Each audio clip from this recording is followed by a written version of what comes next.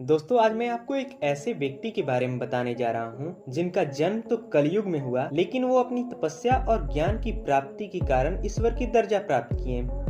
एक ऐसा व्यक्ति जिन्हें एशिया का ज्योतिपुंज कहा जाता है। हम बात कर रहे हैं बौद्ध धर्म के संस्थापक गौतम बुद्ध के बारे में। गौतम बुद्ध का जन्म 563 ईस्वी पूर्व में कपिलवस्तु के लुम्बिनी नामक स्थान पर हुआ था। पहले तो ये जगह भारत में था, लेकिन अब ये नेपाल में है। इनके पिता सुयोधन जो शाक गण के मुखिया थे। इनकी माता माया देवी की मृत्यु इनके जन्म के 7वें दिन ही हो गई। इनका लालन पालन सौतेली माँ प्रजापति गौतमी ने किया। इनका बचपन का नाम सिद्धार्थ था। सिद्धार्थ के जन्म के कुछ दिनों बाद ही एक महर्षि इनके पिता से बोले कि ये बालक बहुत ही बड़ा सन्यासी बनेगा, जिनके कारण राजा चिंतित हो गए और बचपन से ही महल के बाहर जाने से रोक लगा दी। इन्हें कनिकाओं के पास भेजने लगे ताकि ये सन्यास की राह पे न जाएं। लेकिन इसका कुछ असर नहीं हुआ, तो राजा सुयोधन ने सिद्धार्थ की विवाह 16 वर्ष की अवस्था में ही यशोधरा के साथ करा दी।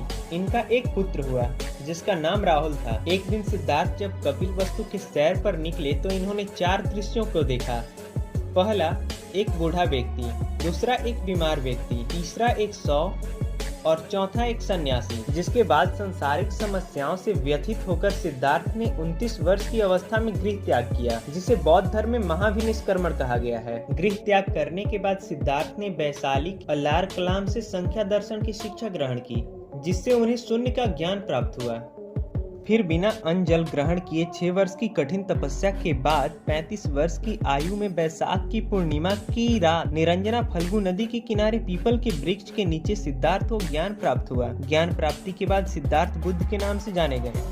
वह स्थान बोध गया कहलाया। बुद्ध ने अपना प्रथम उपदेश सारनाथ में दिया, जिसे बौद्ध ग्रंथों में धर्म चक्र परिवर्तन कहा गया है। बुद्ध ने अपना प्रथम उपदेश जन साधारण की भाषा पाली में दिए थे। इनके प्रमुख अनुयायी शासक बिंबिसार, प्रसेनजित एवं उदयनी थे। बुद्ध के अनुयायी 2 भागों में विभाजित थे, पहला भिक्षुक और दूसरा उपासक। बौद्ध धर्म के प्रचार के लिए जिन्होंने संन्यास ग्रहण किया उन्हें भिक्षुक कहा गया, और गृहस्थ जीवन व्यतीत करते हुए बौद्ध धर्म का प्रचार किया उन्हें उपासक कहा गया। बौद्ध संघ में सम्मिलित होने की न्यूनतम आयु 15 वर्ष थी। बौद्ध धर्म में पुनर्जन्म की मान्यता है। विश्व दुखों से भरा है का सिद्धांत बुद्ध ने उपनिषद से लिया था। बौद्ध धर्म के त्रिरत्न हैं बुद्ध, धम्म एवं संघ। बुद्ध की मृत्यु 80 वर्ष की अवस्था में 483 ईसा पूर्व में कुशीनगर में चुंद द्वारा अर्पित भोजन करने के बाद हो गई, जिसे बौद्ध धर्म में महापरिनिर्वाण कहा गया है। बौद्धों का सबसे पवित्र त्योहार वैशाख पूर्णिमा है, जिसे बुद्ध पूर्णिमा के नाम से जाना जाता है। इसका महत्व इसलिए है कि बुद्ध पूर्णिमा के दिन ही बुद्ध का जन्म,